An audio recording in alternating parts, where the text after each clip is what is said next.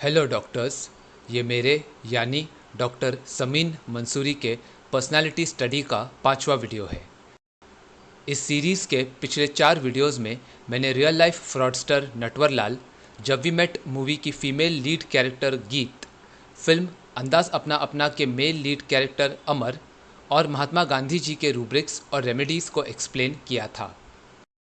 उन वीडियोस की प्लेलिस्ट का लिंक डिस्क्रिप्शन में है, तो आप उन्हें रेफ़र कर सकते हैं। इस वीडियो में मैं विलियम शेक्सपियर के प्ले ओथेलो पर बेस्ड हिंदी फिल्म ओमकारा में सैफ अली खान द्वारा निभाए गए कैरेक्टर ईश्वर लंगड़ा त्यागी पर एप्लीकेबल रूब्रिक्स के जरिए टैरेंटुला हिस्पैनिका दवाई को एक्सप्लेन करूंगा। इसलिए मैं रेकमेंड करूंगा कि आप यह फिल्म ज़रूर देखें। शेक्सपियर के इंग्लिश प्ले में इस कैरेक्टर का नाम इयागो था। हर इवेंट के बारे में बताने के बाद मैं उस वर्जन को एक्सप्लेन करूंगा और फिर रूब्रिक की जानकारी दूंगा। ये वीडियो सिर्फ एजुकेशनल पर्पसेस के लिए ही बनाई गई है और इसका मकसद किसी को ऑफेंड या इंसल्ट करना नहीं है। तो फिल्म की कहानी ओमकारा उर्फ ओमी यानी अजय देवगन के बारे में है, जो एक गैंग का बाहुबली यानी एनफोर्सर है। ओमी लोकल नेता भाई साहेब तिवारी के लिए पॉलिटिकल क्राइम्स कमिट करता है। ईश्वर त्यागी उर्फ लंगड़ा यानी सैफ अली खान और केशव उपाध्याय उर्फ केशु फिरंगी यानी विवेक ओबरॉय ओमी के नज़दीकी सिपह सालार यानी लेफ्टिनेंट्स की तरह रहते हैं। जब भाई साहेब निर्विरोध रूप से लोकसभा के सांसद बन जाते हैं, तब ओमी को आगामी लोक चुनाव में नए प्रत्याशी के रूप में चुना जाता है और फिर पार्टी के नए बाहुबली के रिक्त पद के लिए ओमी लंगड़ा के तमाम राजनीतिक गतिविधियों के अनुभव के बावजूद केशु को नया दावेदार घोषित करता है। ओमी को लगता है कि पढ़ा लिखा केशु, जो अपर क्लास को बिलोंग करता है, गांव के अनपढ़ लंगड़ा के मुकाबले में एक बेटर कैंडिडेट है और इसलिए केशु चुनाव में पढ़ी लिखी युवा जनता का विश्वास जीत सकता है। इस फैसले से लंगड़ा बहुत नाराज़ हो जाता है, क्योंकि उसे ये उम्मीद थी कि जिस ओमी को वो अपना बड़ा भाई मानता है, वो लंगड़ा को ही अपना सक्सेसर चुनेगा। लेकिन ऐसा न होने के कारण सारी प्रॉब्लम्स शुरू हो जाती है। इसलिए पहला रूब्रिक है elements from disappointed love. Doctor Phatak के मटीरा मेडिका में लिखा है ill effects of unrequited love. इस केस में अनरिक्वाइटेड का मतलब है प्यार के लिए की गई कोशिश में कामयाब ना होना। यहाँ जब ओमी ने केशु को बाहुबली घोषित किया, तब लंगड़ा को अपने बारे में ये लगा कि ओमी की नज़रों में वो इतना काबिल नहीं है, वरना ओमी लंगड़ा को ही अपना सक्सेसर अपॉइंट करता। अनरिक्वाइटेड लव में पेशेंट को ये लगता है कि आकर्षित या लुभाने वाली खूबियाँ न होने के कारण पेशेंट ने जिससे प्यार किया या जिससे मनचाहे रिस्पॉन्स की उम्मीद की, उसने पेशेंट को अटेंशन नहीं दिया और पेशेंट की फीलिंग्स को इग्नोर किया। इस इवेंट के कारण लंगड़ा खुद को अपमानित महसूस करने लगता है, क्योंकि उसके अनुसार केशु अनुभवहीन के साथ गैर जिम्मेदार भी है, चाहे वो शिक्षित और युवा वर्ग में लोकप्रिय ही क्यों ना हो। लंगड़ा के अनुसार वो खुद एक काबिल और एक्सपीरियंस्ड व्यक्ति है और इसलिए उसे ही बाहुबली बनाया जाना चाहिए था, लेकिन उसकी जगह केशु को चुनकर ओमी ने सबके सामने उसका और उसकी एबिलिटीज़ का अपमान किया है। हालांकि ओमी को ये लगा था कि लंगड़ा हालात को समझकर केशु के बाहुबली बनाए जाने के फैसले को एक्सेप्ट कर लेगा। ओमी का इरादा लंगड़ा को जलील करना नहीं था, लेकिन यहाँ लंगड़ा अपने एनालिसिस और रीजंस के कारण ये महसूस करता है कि उसे बेइज्जत किया गया है। इसलिए ये रूब्रिक है delusions thinks he is insulted. Film के एक सीन में इसी इंसल्टेड फीलिंग के कारण लंगड़ा खुद को आईने में देखता है और गुस्से में मिरर पर अपना हाथ मारकर शीशा तोड़ देता है। आईने के टुकड़ों से उसका हाथ जख्मी हो जाता है और वो वही खून अपने माथे पर लगाता है। ये लंगड़ा के मन का अनकंट्रोलेबल एंगर दर्शाता है, जिसके कारण उसने शीशा तोड़कर अपने आप को इंजर कर लिया। तो ये रूब्रिक है rage fury with striking himself. Langda के मन में केशु और ओमी के प्रति नफरत की भावना इतनी बढ़ जाती है कि वो उन दोनों से बदला लेने का फैसला करता है। ओरिजिनल प्ले में ये बताया गया है कि इयागो यानी लंगड़ा के मन में ओथेलो यानी ओमी के लिए बहुत प्यार और आदर की भावना थी, लेकिन इस फीलिंग को ओमी के एक डिसीजन ने द्वेष और प्रतिशोध की भावना में बदल दिया। इसलिए ये रूब्रिक है हेट्रेड एंड रिवेंजफुल।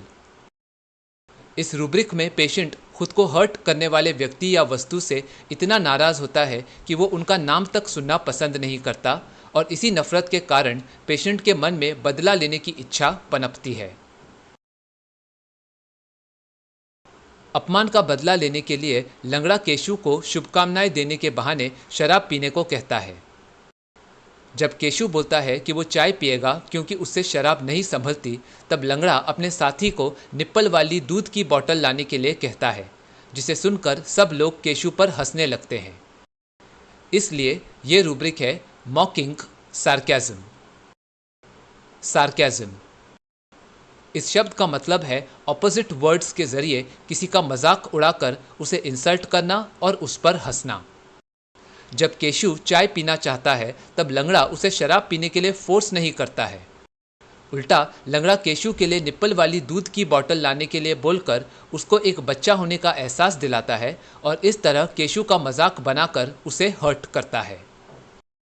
सार्केज्म का एक और एग्जाम्पल है कि जब कोई इंसान काम बहुत स्लोली कर रहा है तब पेशेंट उसे डायरेक्टली काम जल्दी करने के लिए कहने की बजाय बोले, अरे तुम इतनी तेज़ी से काम क्यों कर रहे हो, और आराम से करो ना, भले ही एक दिन में पूरा होने वाले काम को एक हफ्ता ही क्यों ना लग जाए।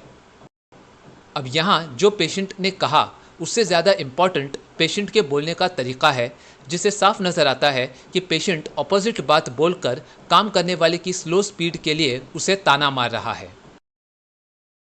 जेस्टिंग, मॉकिंग और टीजिंग, इन तीनों रूब्रिक्स के डिफरेंसेस को मैंने अपने क्वेरी स्पेशल वाले चौथे वीडियो में एक्सप्लेन किया है। उसका लिंक डिस्क्रिप्शन में है, तो आप उसे रेफर कर सकते हैं। अपनी इज्जत रखने के लिए केशु शराब पी लेता है और उसके बाद बीड़ी जलैले गाने के दौरान लंगड़ा अपने साथी को बिल्लो नाम की नचनिया के सामने सिगरेट फूंकने के लिए कहता है, ये जानते हुए भी कि बिल्लो को उस स्मोक से प्रॉब्लम है। इस बात पर गुस्सा होकर नशे में केशु मेहमानों से झगड़ पड़ता है और मारपीट करता है।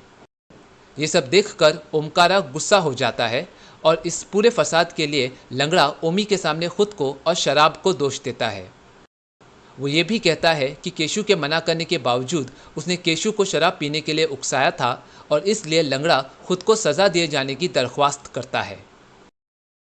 इस बिहेवियर को एनालाइज करने पर तीन बातें सामने आती हैं। पहला, लंगड़ा पर बदला लेने का एक जुनून सवार था। दूसरा, उसने बड़ी चालाकी तथा मक्कारी के साथ केशु का मजाक उड़ाकर उसे शराब पीने के लिए उकसाकर केशु और ओमी दोनों के बीच प्रॉब्लम्स क्रिएट कर दी, क्योंकि लंगड़ा दोनों की लाइफ को पूरी तरह से बर्बाद कर देना चाहता था। और तीसरा, खुद को दोषी मानकर लंगड़ा ने ओमी से माफ़ी मांगी और केशु को बचाने का ढोंग किया। इन सारे एस्पेक्ट्स को ये सिंगल रूब्रिक पूरी तरह से कवर करता है। Mania, madness, destructive efforts, sudden fox-like, requiring utmost vigilance, followed by laughter and apologies. ओमी और केशु के बीच प्रॉब्लम्स क्रिएट करने के बाद लंगड़ा एक तरफ केशु को बोलता है कि वो ओमी के होने वाली बीवी डॉली से उन दोनों के बीच सुलह करवाने के लिए कहे। केशु मान जाता है क्योंकि वो और डॉली एक ही कॉलेज में पढ़ते थे। इसलिए केशु को लगता है कि यदि डॉली बात करे तो ओमी केशु को माफ़ कर देगा। वहीं दूसरी तरफ लंगड़ा ओमी को डॉली और केशु के बीच गलत रिश्ते होने की मनगढ़ंत कहानी सुनाता है। यहाँ लंगड़ा सिर्फ झूठ नहीं बोल रहा है, इसलिए वो केवल लायर नहीं है, बल्कि वो अपने दोगले बर्ताव के जरिए ओमी को इस तरह से कंट्रोल करता है जिसके कारण ओमी डॉली और केशु दोनों को शक की नज़र से देखने लगता है और लंगड़ा द्वारा कहे गए झूठ को भी सच मानने लगता है। इसलिए ये रूब्रिक है मैनिपुलेटिव। इस शब्द का अर्थ है अपने स्वार्थ या निजी फायदे के लिए एक विशेष लेकिन धूर्त, अनुचित या कपटी तरीके से दूसरों को कंट्रोल करना। एक मैनिपुलेटिव व्यक्ति अपने फायदे के लिए दूसरों के इमोशंस के साथ इस तरह से खेलता है कि लोग पेशेंट के मकसद की सच्चाई को बिना जाने ही पेशेंट की बात मान लेते हैं और जैसा पेशेंट चाहता है वैसा ही करते हैं। एक दिन ओमी की ओर से तोहफे में मिले कमरबंद को डॉली अनजाने में गुम कर देती है, जिसे लंगड़ा की बीवी इंदु अपने यहाँ छुपा लेती है। ये बात जानने पर लंगड़ा इस गहने के जरिए कईयों के मन में विश्वास अविश्वास वाली गलतफहमी क्रिएट करता है। जब भाई साहब का दुश्मन किचलू उन पर जानलेवा हमला करवाता है, तब लंगड़ा यही कमरबंद इंदु से चुरा कर केशु को ये बोलकर देता है कि केशु बिल्लो चमन बहार यानी बिपाशा बसु को ये तोहफा देकर उसके जरिए किचलू को ढूंढ निकाले और फिर उसे मारकर ओमी से शाबाशी हासिल करे। इसके बाद लंगड़ा ये कहकर ओमी को बरगलाता है कि डॉली को दिया गया कमरबंद केशु की माशूका बिल्लो के यहाँ कैसे पहुंचा। क्या डॉली ने जानबूझकर कमरबंद केशु को दे दिया था? इस बिहेवियर के लिए मैनिपुलेटिव के अलावा एक और इम्पॉर्टेंट रूब्रिक है और वो है क्लेप्टोमेनिया स्टील्स मनी। इस सीन के कॉन्टेक्स्ट में लंगड़ा ने कमरबंद अपनी बीवी को बिना बताए चुराया और फिर केशु को दे दिया। ये क्लेप्टोमेनिया है। मनी, ये एक ऐसी चीज़ है जिससे आप अपना कोई भी काम करवा सकते हैं। मनी एक मीडियम ऑफ पेमेंट और एक्सचेंज है। तो यहाँ कमरबंद को चुराकर लंगड़ा ने केशु को दिया ये बोलकर कि इस जेवर के जरिए केशु बिल्लू से किचलू का पता लगा सकता है, लेकिन ये कमरबंद असल में वो कीमती चीज़ है जिसे चुराकर लंगड़ा ने अपने अपमान का बदला लिया। इसलिए ये जेवर मेटाफोरिकली मनी के समान है। क्लेप्टोमेनिया स्टील्स मनी, इस रूब्रिक को मैंने कैलकेरिया काब के जरिए एक वीडियो में ऑलरेडी एक्सप्लेन किया है। उसका लिंक डिस्क्रिप्शन में है, तो आप उसे भी रेफर कर सकते हैं। लंगड़ा त्यागी के बिहेवियर को टैलेंटुला के जिस सिंगल रूब्रिक में समराइज किया जा सकता है वो है डिस्ट्रक्टिवनेस, कनिंग। डिस्ट्रक्टिवनेस, इस शब्द का मतलब है किसी भी चीज़ को इतनी बुरी तरह से नुकसान पहुंचाना कि वो चीज़ अपना ओरिजिनल साइज या शेप पूरी तरह से खो बैठे और उसे रिपेयर, रिन्यू या रिस्टोर करना लगभग असंभव हो जाए। एग्जाम्पल, एटम बॉम्ब्स ने जापान के हिरोशिमा और नागासाकी को पूरी तरह से बर्बाद कर दिया था।